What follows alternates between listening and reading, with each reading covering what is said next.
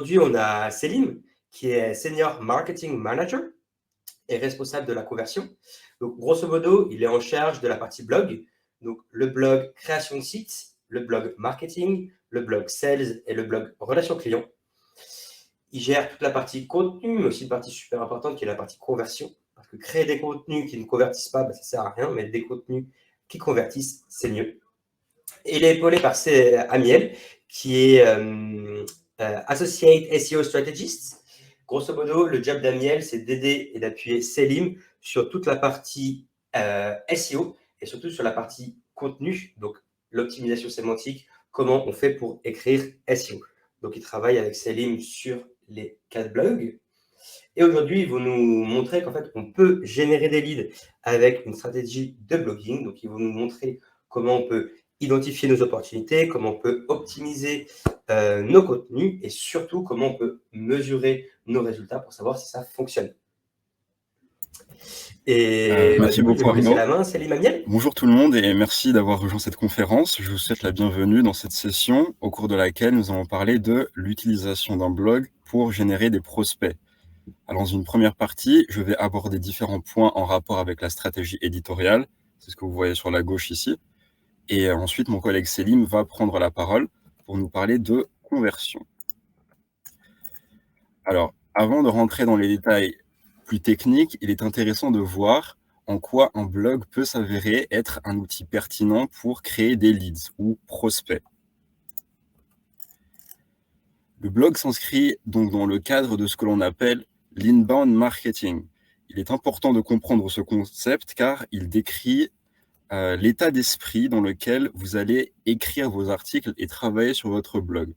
Alors concrètement, l'inbound marketing, de quoi s'agit-il ?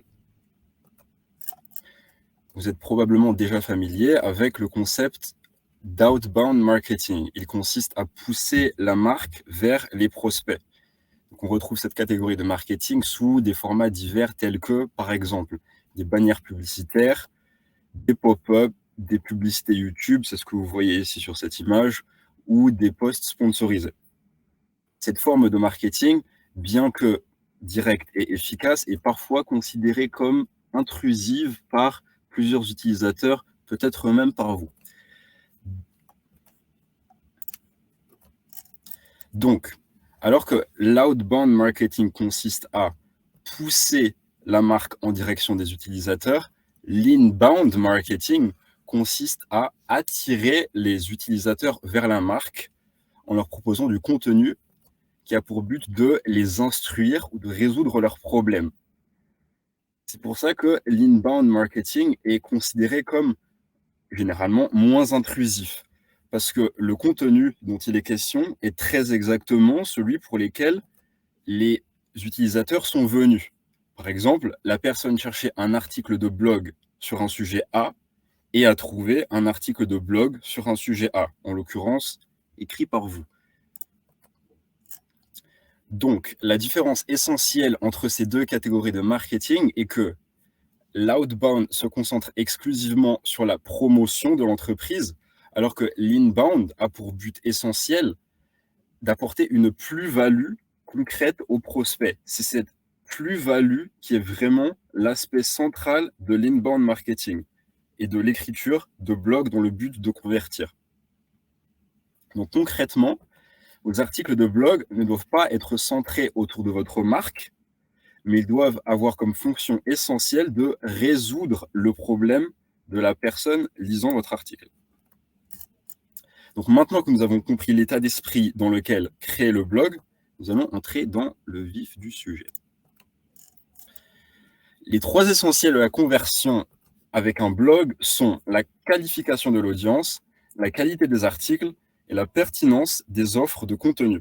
Alors bien sûr, il est tout à fait possible de convertir avec un blog sans suivre exactement ce modèle, mais il s'agit vraiment du moyen de mettre toutes les chances de votre côté pour optimiser votre performance. On va voir chacun de ces points un par un. Donc, faire attention à la qualification de l'audience consiste à attirer le type de visiteur susceptible d'interagir avec votre contenu et d'acheter votre produit ou service. Donc, une première étape peut consister à établir un persona. quel est le profil de votre visiteur type. Donc, on parle d'âge, de revenus, de la personnalité de la personne, de ses centres d'intérêt, etc.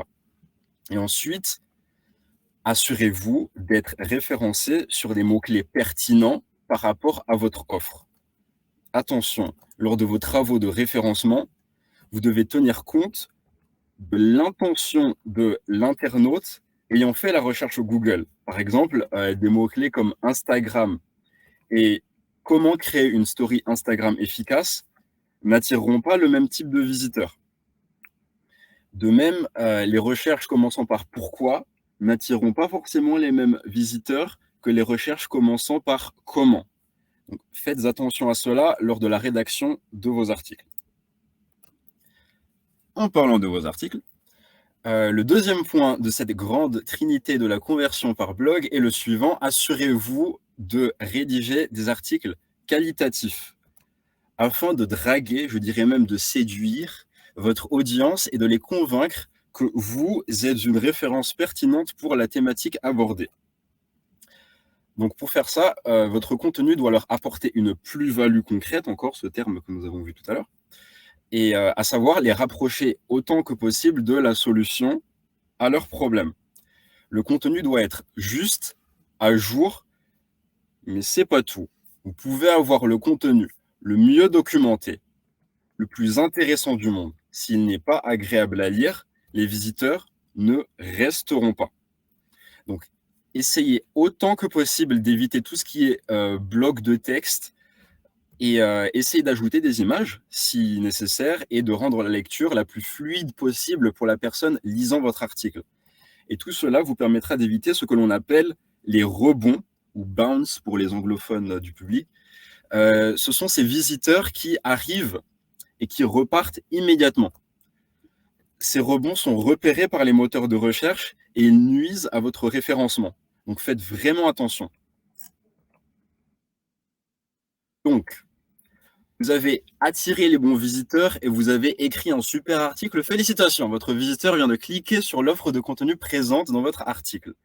Donc maintenant, pour réussir cette étape, assurez-vous que votre offre de contenu apporte une plus-value, encore ce terme, complémentaire à celle apportée par l'article que le visiteur vient de lire. Donc, de manière générale, l'offre de contenu aura tendance à être plus spécifique. Donc, par exemple, sur un article de blog intitulé « Comment écrire une lettre de motivation pour un poste en vente », vous pouvez absolument offrir une offre de contenu telle qu'un PDF nommé « 5 modèles de lettres de motivation pour un poste en vente ». Donc, nous allons à présent parler de ce qu'on appelle le Search Insights Report, que je vais appeler SIR pour SIR à partir de maintenant, parce que le terme SEO original n'est pas facile à répéter. Donc, il s'agit d'un document très utile, en fait, en SEO et en blogging. Et pour preuve, on s'en sert à HubSpot.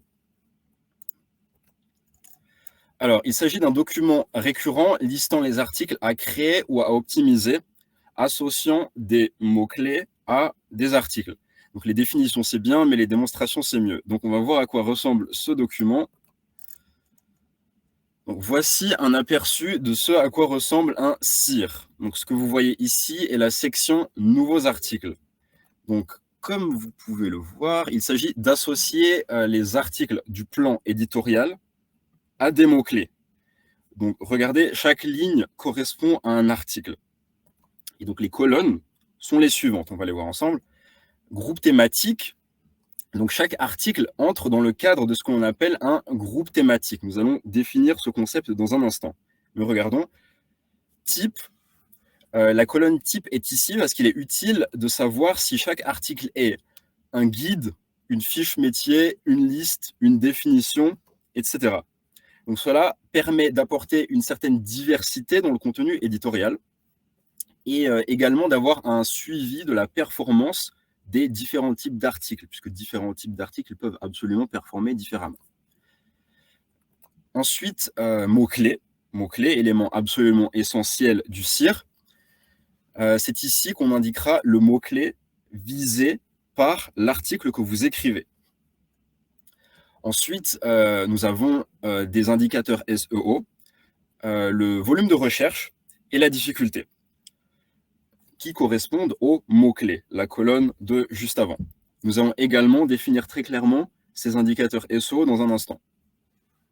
Et la colonne statut permet de savoir en un coup d'œil l'état d'avancement de chaque article. Et viennent ensuite titre et briefing. Donc, petite note sur le briefing d'écriture de l'article. Il sera généralement basique pour laisser une certaine liberté d'écriture à la personne qui va rédiger.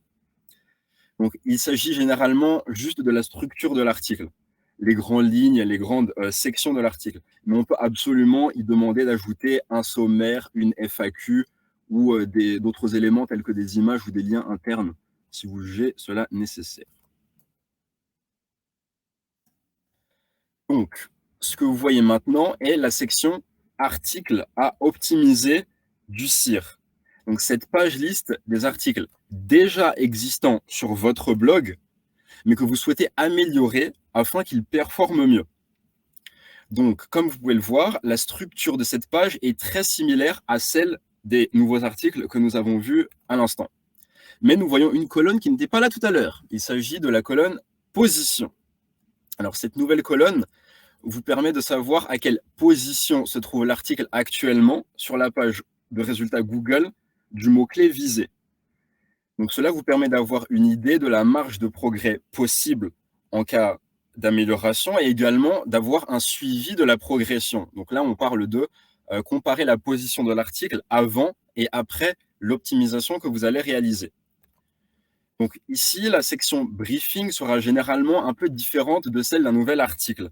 On indiquera des changements tels que des nouveaux paragraphes à ajouter ou à remplacer, des sections que vous souhaitez renommer, des images que vous souhaitez rajouter, etc. Donc, on a parlé du groupe thématique. La première colonne là, que vous voyez sur la gauche, voyons voir de plus près de quoi il s'agit. Alors, le groupe thématique, qu'on appelle également cocon sémantique ou cluster, est un groupe d'articles traitant d'un domaine en commun. Donc, ces articles sont regroupés autour d'un article central qu'on appelle page pilier. Cette page traitera du sujet de manière plutôt générale et comprendra des liens internes vers les autres pages du groupe thématique. Et toutes ces autres pages annexes traiteront du groupe thématique sous des angles différents, alors que la page pilier sous un angle plutôt général. Alors, les groupes thématiques vous seront utiles afin de faire comprendre au moteur de recherche que vous traitez un sujet dans sa totalité. Donc, ça vous permet d'augmenter en autorité aux yeux de Google et ça peut également vous aider à vous positionner plus haut sur les mots-clés liés à ce groupe thématique. Donc, ils permettent également, vous voyez sur le deuxième point, ils permettent de montrer au lecteur que vous êtes une référence sur ce sujet. Donc, supposons que votre blog comporte essentiellement des articles donnant des conseils en vente. Eh bien, je suis plutôt certain que vos lecteurs seraient surpris de voir un unique article donnant des astuces de marketing TikTok quelque part sur votre blog. Alors que si vous disposez de tout un groupe thématique sur l'utilisation de TikTok en marketing, tout de suite, vous aurez l'air plus crédible sur le sujet. Donc, ce que vous voyez maintenant est la feuille vue d'ensemble du CIR qui vous donne un aperçu de l'état d'avancement de votre projet éditorial. Donc, on peut y voir les nouveaux articles, les articles à republier après optimisation et le total, donc qui additionne les deux catégories que je viens de citer. Donc, dans l'exemple que vous voyez là, par exemple, nous avons un objectif de 20 articles pour cette édition du CIR et bien sur 20 articles, on en a 8 qui sont prêts, ce qui correspond à un avancement de 40%. Et ainsi de suite. Donc cette feuille, elle est vraiment très importante parce qu'elle permet de savoir en un clin d'œil si vous êtes en retard ou si une section en particulier a besoin d'une attention immédiate. Donc, pour résumer, le CIR a 3 objectifs essentiels. On a un objectif stratégique, donc créer un plan éditorial. savoir en avance quels seront les articles publiés dans les prochaines semaines ou les prochains mois, en fonction de la taille de votre CIR. Un objectif d'harmonisation entre les différentes parties prenantes impliquées dans le processus éditorial, donc les personnes en charge du référencement, de la recherche de mots-clés, et les personnes en charge de la rédaction des articles. Note, soit dit en passant, les personnes cherchant les mots-clés et les personnes rédigeant les articles peuvent absolument être les mêmes personnes. Et troisièmement, le CIR permet, comme nous venons de le voir, de suivre en tout temps l'avancement du projet. Donc, maintenant que nous avons vu à quoi ressemble un CIR et à quoi ça sert, il est temps de voir comment il s'insère dans le processus éditorial. Donc, comme vous pouvez le voir, dès qu'on a un CIR de prêt, la rédaction des articles peut commencer. Et on va ensuite commencer la publication des articles à mesure que leur rédaction se termine, tout en préparant le CIR suivant, comme vous pouvez le voir sur le schéma ici. Et donc, dans ce système, il est nécessaire de commencer à publier des articles d'un CIR alors que certains sont encore en train d'être écrits. Cela permet de conserver un certain débit d'articles, et un débit d'articles constant. Il est recommandé d'avoir un débit d'articles régulier. Donc, je vous donne un exemple. 7 articles par semaine, de manière générale, ça sera mieux que 3 articles une semaine et 11 la semaine suivante. Parce que cette régularité vous permettra d'habituer vos lecteurs à un certain rythme de publication et également d'envoyer un message positif au moteur de recherche qui va chercher à indexer vos nouveaux articles. Donc, maintenant que nous sommes tous au clair sur le processus de publication, il est temps de parler de l'optimisation de vos articles pour les moteurs de recherche. Donc, nous allons d'abord voir quels sont les indicateurs SEO essentiels auxquels faire attention et on va voir 3 astuces très faciles à mettre en œuvre pour trouver des mots-clés. Lors de votre recherche de mots-clés, vous avez 3 indicateurs importants à prendre en considération pour bien choisir vos mots-clés. Donc, on a le volume de recherche, tout d'abord, qui correspond au nombre de recherches effectuées par les internautes sur ce mot-clé pendant une période donnée, généralement un mois sur la plupart des outils SEO. Donc, apparaître sur des mots-clés très recherchés, ça peut vous aider à vous exposer à un trafic plus élevé. Mais, il y a un mais. Vous avez le deuxième point ici, c'est la difficulté. Chaque mot-clé dispose d'une difficulté. C'est un indicateur concurrentiel. Plus la difficulté d'un mot-clé est élevée, plus il vous sera généralement difficile d'apparaître sur la page de résultats du mot-clé en question, parce que vous avez beaucoup d'acteurs qui sont en compétition et qui essaient d'optimiser un peu leur page pour apparaître en première page sur Google. Donc, si vous visez un mot-clé avec une difficulté élevée, assurez-vous que l'impact potentiel sur votre blog vaille réellement l'effort en temps et en énergie que vous êtes sur le point d'investir. Et enfin, rappel sur l'importance de l'intention de l'utilisateur. Ne cherchez pas à apporter du trafic juste pour le trafic, si vous voulez convertir. Donc, assurez-vous de choisir des mots-clés qui attireront le type de public susceptible d'être converti en client. Et donc, c'est là que vous allez me dire, Amiel, c'est bien beau de nous dire comment évaluer des mots-clés, mais comment on les trouve? Eh bien, on a pensé à vous. Voilà 3 astuces faciles à mettre en œuvre pour trouver des mots-clés. Donc, une première astuce consiste à utiliser la fonction mots-clés associés ou related keywords que vous trouverez sur la plupart des outils SEO. Donc, cette fonction, elle vous permet d'entrer un mot-clé de votre choix. Et ensuite, l'outil va trouver une série de mots-clés divers en lien avec celui que vous avez choisi. C'est super pratique parce que ça vous permet d'agrandir vos groupes thématiques et de trouver le mot-clé le plus pertinent pour un thème donné. Parfois, vous aurez une idée de thème, vous ne saurez pas exactement quel mot-clé choisir. Related keywords, et vous voyez la liste de mots-clés, et là, à vous de regarder les indicateurs et de faire preuve d'esprit critique et de choisir l'un des mots-clés parmi la liste que l'outil vous a montré. Ensuite, n'hésitez pas non plus à regarder sur quels mots-clés vous apparaissez déjà. Et oui, ça peut vous aider. Parce que peut-être que vous repérerez un mot-clé qui vous rapportent du trafic alors que vous n'avez pas optimisé votre site pour. Donc, cela vous donnera une indication de l'intention des utilisateurs arrivant sur votre site. Donc, en fonction de ce que vous trouvez en utilisant ces techniques, vous pourrez alors créer des nouveaux articles ou optimiser vos pages existantes en fonction de l'intention des utilisateurs qui vous recherchent. Ensuite, une troisième étape consiste à trouver des mots-clés via ce qu'on appelle le Content Gap. Donc, c'est une fonction, encore une fois, présente sur beaucoup d'outils SEO, qui permet de repérer des mots-clés sur lesquels vos concurrents apparaissent, mais pas vous. Donc, chacun de ces Content Gaps, il représente une opportunité de croissance pour votre blog. Donc, à vous de repérer les opportunités les plus pertinentes pour vous en fonction des facteurs dont nous avons déjà parlé, tels que l'intention de recherche, par exemple.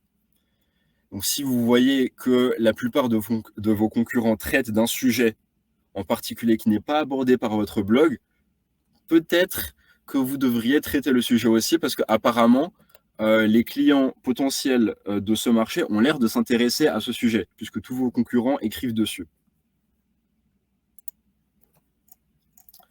Donc, lorsque vous optimisez une page pour votre blog, nous avons ici une checklist d'essentiels à vérifier pour améliorer votre référencement le mieux possible. Le référencement sur les moteurs de recherche ne se limite pas à ce que vous voyez ici, mais optimiser ces éléments, ça vous aidera beaucoup à améliorer la performance SEO de votre blog. Donc, on va y jeter un œil. La balise titre ou title tag en anglais correspond à la partie cliquable sur la page de résultats des moteurs de recherche. Donc, il faut absolument qu'elle comprenne le mot-clé principal et il faut que ce title tag soit aussi clair que possible vis-à-vis du contenu de l'article. Il ne doit pas y avoir de confusion ou de surprise de la part de l'utilisateur qui va arriver sur votre site, sinon vous aurez des rebonds. Donc, cette balise est critique dans le référencement de votre page. Les moteurs de recherche font vraiment attention. Donc, faites attention à cette balise title. Ensuite, la métadescription, c'est le texte qui s'affiche juste en dessous de la balise dont on vient de parler. Donc, cette métadescription ne s'adresse pas aux moteurs de recherche, mais aux utilisateurs. Vous en servirez pour décrire brièvement votre contenu et donner aux utilisateurs envie de cliquer sur votre lien. Ensuite, il existe ce que l'on appelle des balises HN, qui créent une hiérarchie entre les différents textes utilisés sur votre article. Donc, ces balises, également appelées headers, elles aident notamment les moteurs de recherche à mieux comprendre la structure et le contenu de votre article. Donc, c'est le H1 qui a la plus haute place dans cette hiérarchie. Il faut qu'il soit unique et idéalement qu'il comprenne le mot-clé principal. Et il faut qu'il explicite clairement, une fois de plus, le sujet de votre article. Ensuite, les balises H2 définissent les grandes sections de votre article. Les balises H3, généralement, vont découper les balises H2 en plusieurs sous-parties et ainsi de suite. On a au total 6 niveaux de hiérarchie entre les différentes balises HN. Et pour la partie textuelle ordinaire de l'article, on a la balise paragraphe. Donc, qu'il s'agisse de vos balises H1, H2, H3 ou de vos paragraphes, il est important que vous assuriez une certaine prévalence de vos mots-clés tout au long de votre texte dans cet article. Ensuite, on a ce qu'on appelle les alt textes. C'est un texte que vous pouvez associer à une image afin qu'elle soit reconnue par les moteurs de recherche. Et c'est utile pour votre référencement parce que les moteurs de recherche sont capables de les repérer, mais c'est également utile pour faciliter l'accessibilité de votre site aux personnes malvoyantes, par exemple. Donc, la plupart des plateformes qui vous permettent de créer des sites, dont HubSpot, vous permettent d'ajouter des alt textes à vos images. Et enfin, voilà une dernière astuce pour améliorer votre référencement et qui est également très facile à mettre en œuvre. n'hésitez pas à juste rechercher un mot-clé sur lequel vous avez envie d'apparaître ou sur lequel vous apparaissez, mais pas assez haut, et cliquez sur les concurrents qui apparaissent en haut de page et observez ce qu'ils ont fait pour apparaître aussi haut, tout simplement. Peut-être qu'il y a des différences entre la manière dont le concurrent aborde le sujet et la manière dont vous le faites, et que c'est pour ça que le concurrent apparaît plus haut. Donc, par exemple, comment le concurrent aborde le sujet? Est-ce qu'il y a des questions qui ont une réponse dans leur article, mais pas dans le vôtre? Donc, par exemple, dans un article intitulé « Comment recruter un développeur », peut-être que votre concurrent répond à des questions comme quelle question poser à un développeur en entretien ou quel est le salaire d'un développeur. Regardez également la structure de la page de votre concurrent. Donc, il faut savoir qu'il existe une différence entre, par exemple, définition, guide, exemple, et définition, exemple, guide. Ça peut faire la différence entre une première et une deuxième page sur Google. Regardez également les mots-clés secondaires qui sont utilisés par vos concurrents pour donner du contexte et de la crédibilité à votre page. Les moteurs de recherche ne regardent pas seulement le mot-clé principal, mais ils regardent les mots-clés secondaires pour voir si vous traitez bien du sujet dans sa totalité. Et voilà, en faisant attention à tous ces éléments, vous allez augmenter votre trafic et augmenter la probabilité que vous attirez une audience qualifiée. Donc maintenant, il s'agit de les convertir. C'est ici que je vais laisser la parole à mon collègue Selim. Merci Amiel. Alors, avant de se lancer dans l'optimisation des taux de conversion sur le blog, il va d'abord falloir mesurer les conversions pour établir des repères qui vont permettre d'évaluer les conversions et de prioriser ces efforts d'optimisation. Alors, définir ce qu'est une conversion sur le blog, c'est quelque chose qui va être propre à chaque entreprise. Par exemple, sur le SaaS, on va principalement chercher la soumission d'un formulaire. Mais pour la vente au détail ou la vente en ligne, on va peut-être plutôt chercher à rediriger les visiteurs vers un catalogue et dans le coaching, viser une conversion très qualifiante avec une prise de rendez-vous. Donc, si on a différents types de conversions, on va avoir pour chaque entreprise des taux de conversion uniques et on ne va pas pouvoir chercher à atteindre un taux de conversion idéal imposé arbitrairement. J'ai donc mis ici des taux de conversion fictifs. Par contre, une fois qu'on a calculé le taux de conversion moyen sur un blog, on va avoir un point de départ pour comparer les articles entre eux et savoir ceux qui ont un taux de conversion plus faible ou plus élevé que la moyenne.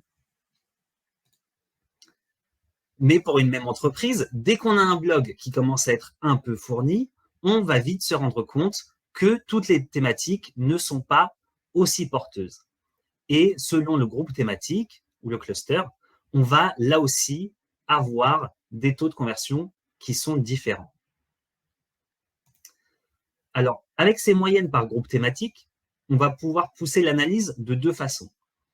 D'abord, en observant les articles individuels au sein d'un groupe thématique, pour les comparer à la moyenne du groupe, et là aussi, avoir des articles classés par conversion faible, moyenne ou forte. Mais de manière plus générale, on va pouvoir comparer les groupes thématiques à la moyenne de conversion sur le blog pour avoir un classement plus général pour chacun des groupes. Alors, si on a en effet une définition de la conversion qui varie par type d'entreprise, on va aussi avoir sur un seul et même blog différentes conversions qui peuvent être proposées. Par exemple, avec un CTA pour proposer de s'abonner à la newsletter, parfois avec une réduction quand on est dans le cas de la vente en ligne. On va aussi chercher une conversion en lead avec le téléchargement d'un guide PDF, l'utilisation d'un outil gratuit, l'inscription à un webinar comme celui-ci qui va demander à chaque fois de remplir un formulaire. Mais on peut aussi chercher une conversion plus qualifiante, une conversion en MQL ou Marketing Qualified Lead, c'est-à-dire lead qualifié par le marketing, avec des actions comme une demande de démonstration, une demande d'essai gratuit, l'envoi d'un échantillon ou directement la prise de rendez-vous avec un membre de l'équipe commerciale. Sur le blog de HubSpot, par exemple, on va souvent proposer ces 3 conversions sur un seul et même article. Le champ d'inscription à la newsletter fait partie de la navigation. Il est donc toujours présent sur chacun des articles de blog. Les sitiers sur les articles sont destinés à générer des leads, le plus souvent avec le téléchargement d'un guide PDF ou d'un modèle. Mais on propose aussi aux visiteurs qui sont reconnus comme étant déjà des leads d'aller plus loin dans leur démarche et de créer un compte gratuit sur HubSpot en mettant en avant un outil en lien avec le contenu qu'ils sont en train de consulter. Si on a plusieurs options pour la conversion, il va être important de définir pour chaque article, voire pour chaque cluster, l'objectif qui est visé. Alors, le meilleur moyen, c'est souvent simplement de regarder les chiffres absolus. Dans cet exemple, on a un premier article qui génère principalement des abonnés, un deuxième article qui génère principalement des leads, et on peut voir que pour tous les articles du deuxième groupe thématique, ce sont principalement des articles qui génèrent des abonnés.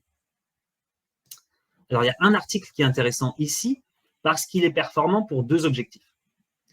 Donc, si vous avez un doute quand un article génère différents types de conversions, ce qui permet de le classer correctement, c'est de comparer ces chiffres aux taux globaux de conversion de votre entonnoir marketing.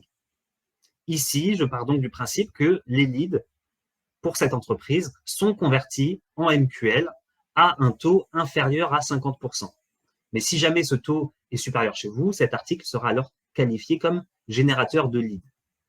Il ne faut pas perdre de vue qu'ici, on recherche ce qui va être le plus bénéfique pour l'entreprise. Ici, on admet donc que 10 MQL ont plus de valeur que 20 leads.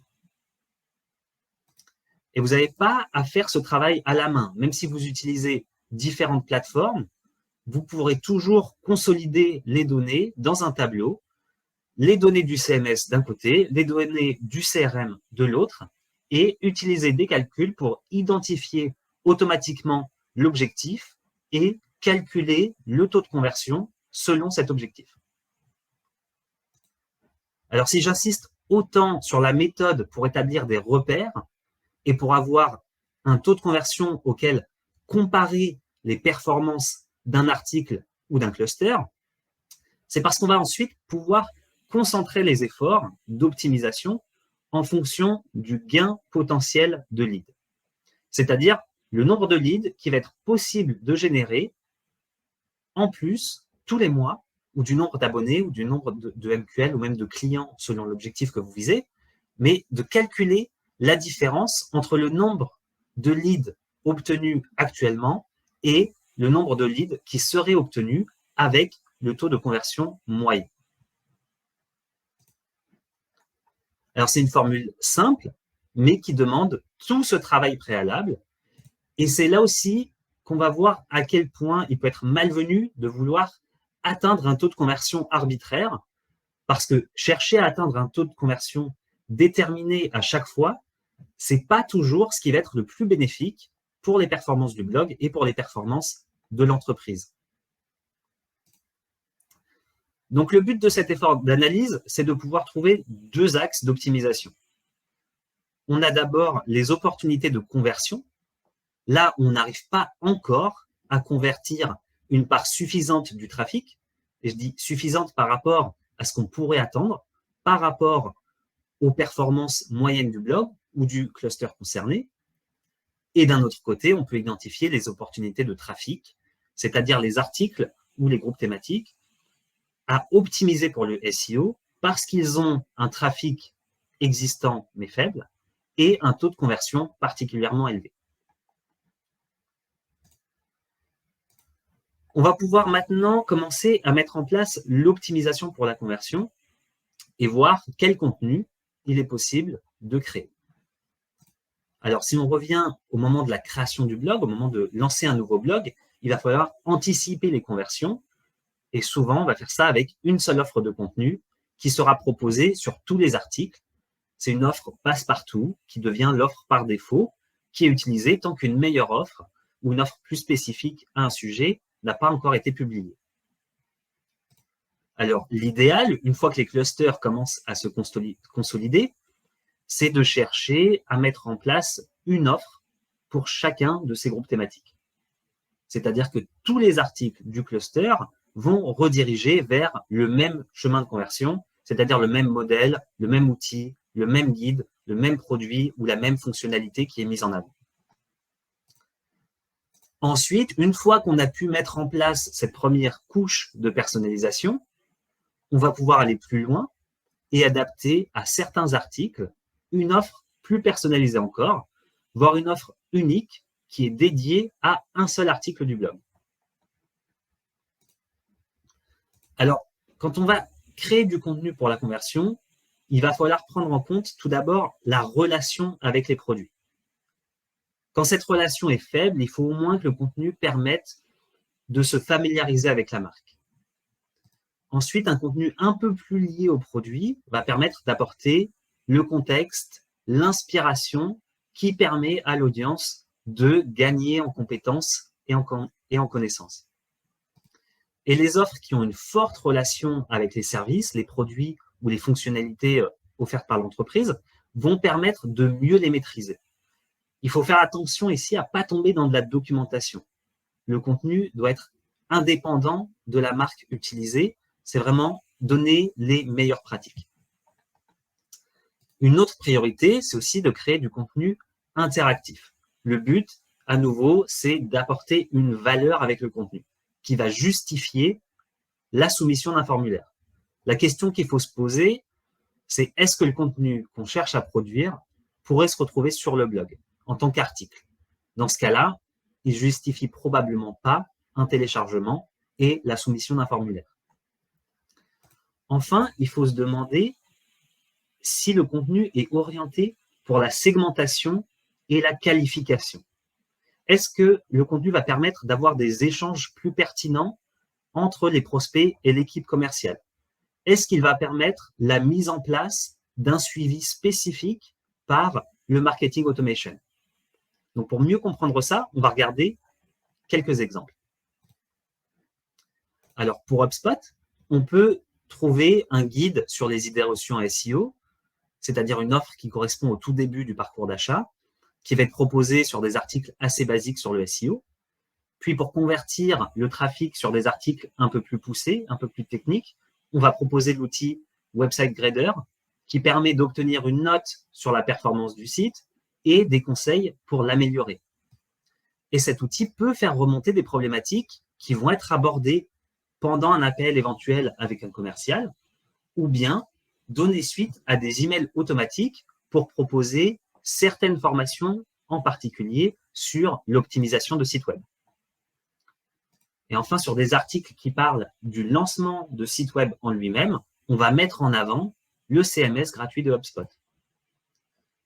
Alors, de la même manière, pour une entreprise d'arrosage automatique, on peut très bien avoir en téléchargement sur le blog un guide du jardin bio, un calendrier des récoltes, mais aussi un planificateur de jardin ou d'exploitation qui permet déjà de différencier entre les particuliers et les agriculteurs et potentiellement d'obtenir leur emplacement géographique, la taille de l'exploitation et toutes les informations qui vont permettre un meilleur suivi par la suite.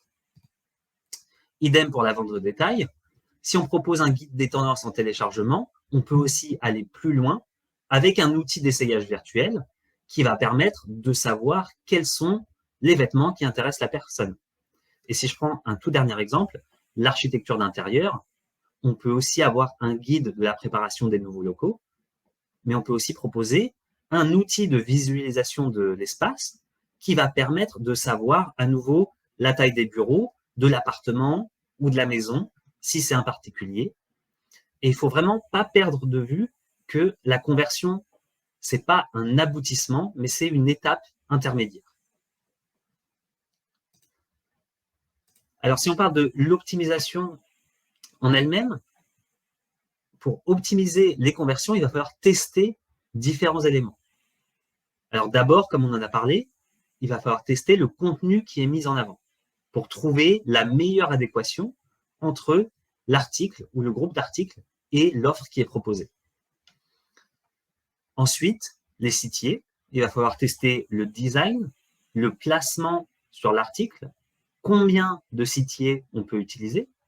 En général, il vaut mieux éviter d'avoir le même format de sitier qui est répété sur un article. Et on va aussi pouvoir tester la formulation, le texte qui apparaît sur chacun de ces sitiers. On peut aussi tester le chemin de conversion. Alors, en particulier, la page de destination et le contenu du formulaire, mais on peut aussi tester la longueur du chemin de conversion. C'est-à-dire, est-ce qu'on propose avec le sitier d'aller sur une page de destination où on va remplir un formulaire, ou est-ce qu'on remplit le formulaire directement depuis l'article sur lequel on se trouve? Pour le retail, on peut aussi proposer soit d'aller visiter le catalogue, soit d'ajouter directement un produit au panier d'achat depuis l'article de blog sur lequel on est. Alors, pour conclure cette section, je voudrais insister sur le fait que si l'optimisation n'apparaît pas comme une priorité au début du cycle de vie d'un blog, c'est vraiment quelque chose qui va devenir de plus en plus important pour augmenter les performances du blog. Les blogs ont un cycle de vie qui peut être divisé en 3 étapes. On commence par capter un trafic important avec chaque nouvel article parce que le MSV, ou le taux de recherche mensuel pour le mot-clé visé, est important. Chaque nouvel article a un MSV très élevé. Mais ce MSV va peu à peu diminuer pour les nouveaux articles. Donc, il va falloir de plus en plus miser sur l'optimisation pour continuer de générer toujours plus de leads. L'optimisation pour la conversion, c'est-à-dire obtenir plus de leads avec le même trafic, mais aussi les optimisations SEO pour augmenter le trafic sur les articles qui convertissent. Alors, il nous reste quelques minutes. Je vous propose un récapitulatif pour garder quelques idées clés en tête. On a vu beaucoup de choses pendant cette session. Votre blog doit mettre une priorité sur la plus-value apportée au lecteur. Il faut chercher à répondre à une question ou à une problématique. Assurez-vous de générer un trafic qualifié. Il ne faut pas chercher à obtenir du trafic juste pour le chiffre. Il faut que ce trafic soit intéressé et donc convertible. Faites un planning et un suivi de votre processus éditorial. Sur le blog, il faut mettre en place un processus qui va se répéter encore et encore et éviter de travailler en sprint parce qu'on l'a vu, ça peut être négatif pour les performances. Le taux de conversion est une référence, pas un objectif. Il sert à prioriser vos actions. Mais si on observe seul le taux de conversion, il peut être contre-productif. Les conversions sont à comparer pour le même objectif et il peut y avoir plusieurs objectifs sur le même blog. Et enfin, l'optimisation gagne en importance avec le temps. Il faut donc le plus tôt possible mettre en place un processus qui, à nouveau, va pouvoir être répété encore et encore. Et voilà pour notre présentation. Merci de nous avoir suivis. Merci Céline, merci Amiel. Franchement, voyons, j'ai regardé les commentaires là pendant tout le long, ça a beaucoup plu. Beaucoup plu tous vos contenus, donc merci d'avoir été aussi pédagogue, aussi calme. Ta voix aussi, Amiel, a vraiment fait mouche, donc franchement, très content de vous avoir pour une deuxième fois. Il nous reste, allez, on va dire 2 minutes avant la transition pour le prochain événement.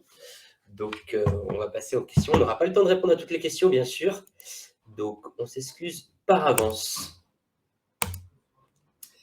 Alors, première question, je la trouve super pertinente de Guillaume. Est-ce que vous pensez que le blog a toujours un avenir dans ce monde où on consomme beaucoup de petits contenus, de content snacking, comme TikTok, etc. Je vais peut-être prendre cette question. Je pense que de plus en plus, la stratégie de beaucoup d'entreprises, c'est vraiment de devenir son propre média. C'est ce que Amiel a évoqué en début de présentation. Hein. La différence entre l'outbound et l'inbound.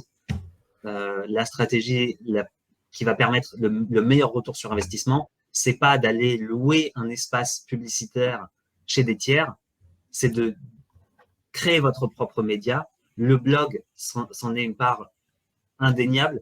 Dans le B2B en particulier, mais dans le B2C, il y a des blogs sur vraiment des sujets improbables qui ont un trafic incroyable et qui vraiment boostent les performances d'une entreprise. Donc, je pense que ça s'inscrit dans une stratégie qui est de plus en plus utilisée. Ok, très bien. J'ai une autre question, je pense qu'il n'y a pas de réponse directe, mais est-ce que vous recommanderiez un nombre d'articles par mois à créer? À ça, je répondrais que ça dépend vraiment de la taille de votre site, la taille de votre blog. Il n'y a pas vraiment d'articles de blog par mois recommandés. Ce qui est vraiment important, c'est la fréquence, la régularité. C'est vraiment important d'avoir un rythme constant pour bien habituer tant les moteurs de recherche que vos utilisateurs à un rythme constant. Mais ne vous mettez pas de pression de « il faut absolument que je publie 20 articles ce mois-ci ». La régularité est la première chose à laquelle vous devez faire attention dans votre calendrier éditorial. Ok. Ensuite, j'ai une petite question netlinking. Est-ce que vous nous recommandez un nombre de liens internes à ne pas dépasser? Alors, effectivement, en lien interne, de manière générale, essayez de faire en sorte que votre blog reste lisible, en fait, de manière générale. Si jamais votre article est rempli de liens internes, vous augmenterez la probabilité, en fait, qu'une personne quitte la page qu'elle est en train de lire actuellement, ce qui n'est pas forcément une mauvaise chose, puisque c'est un lien interne qui va donc la mener vers une autre page de votre site, mais de manière générale, pour un indicateur, mais c'est grosso modo, hein, pour, on va dire, 1500 caractères, je dirais 2 liens internes max. Plus que ça commence à faire un peu beaucoup, je pense.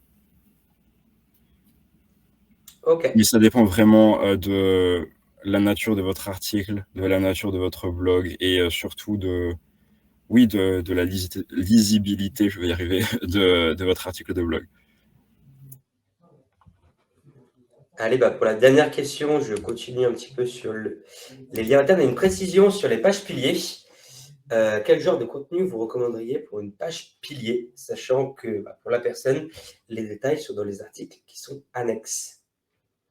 Au contraire, si c'est une page pilier, de manière générale, elle aura tendance à englober le sujet et à donner beaucoup d'indications, sans forcément bien sûr rentrer dans les détails, puisque les détails seront donnés par les pages annexes. Mais idéalement, la page pilier enverra des liens internes vers les autres pages annexes du groupe thématique. Donc n'hésitez pas à faire une page pilier longue. Tant que la page pilier répond à la question que l'utilisateur avait en arrivant sur votre site, il n'y a pas de trop long. Parfois, certaines pages piliers sont des listes avec beaucoup d'exemples ou beaucoup d'étapes pour un long processus qui sera traité entièrement par la page pilier. Faites-le si c'est nécessaire. Parfait. Bon, c'était la dernière question. Encore un grand merci à vous deux. Si vous voulez leur faire plaisir, allez voir leur blog. Ils créent vraiment du super contenu. Vous pouvez aussi aller les voir sur LinkedIn. Mais je pense que c'est la chose qui leur fera le plus plaisir que vous lisiez tout ce qu'ils créent sur leurs 4 blogs différents. Merci Arnaud et merci tout le monde pour nous avoir rejoints aujourd'hui. Pas de souci. Et de toute façon, dans tous les cas, on les retrouve dans 10 minutes pour un virtual cocktail. Donc franchement, n'hésitez pas à venir derrière tous ces experts SEO, tous ces experts contenu qu'on a venus sur 2 jours. Il y a aussi des gens qui aiment s'amuser. Et donc du coup, on fait un petit événement pour regrouper toute la communauté. Donc venez, il y a un quiz géant, il y a des choses à gagner, ça va être fun. Peut-être un peu tôt pour l'apéro, mais bon, c'est pas grave. Venez, ça va être vraiment cool. Et si vous avez été convaincu que le contenu est quelque chose de stratégique pour vous, n'hésitez pas à aller demander une démo de celle-ci et à essayer notre extension qui apporte l'optimisation sémantique de partout chez vous. Et on se retrouve, pour ceux qui sont intéressés, avec un événement qu'on organise le 29 novembre avec OnCrawl. C'est le We Love SEO à Paris, à côté des Invalides. Un jour de conférence avec des experts internationaux. On a Martin Speed de Google, Virginie Clèves, Audrey Schoenwater, Homicido de Canon. Donc franchement, ça va être un super événement. Si vous voulez venir, n'hésitez pas. Il y a aussi une place à gagner au Virtual Cocktail si vous voulez. Et si je dois vous donner une raison de venir, tout simplement, c'est l'occasion de passer une journée avec des experts SEO en physique. Donc vraiment, de créer de la relation et de l'apprentissage. En tout cas, je vous remercie à tous. Merci Amiel, merci Selim. Et on se retrouve dans 10 minutes. Merci beaucoup. À très bientôt. Merci tout le monde. Au revoir.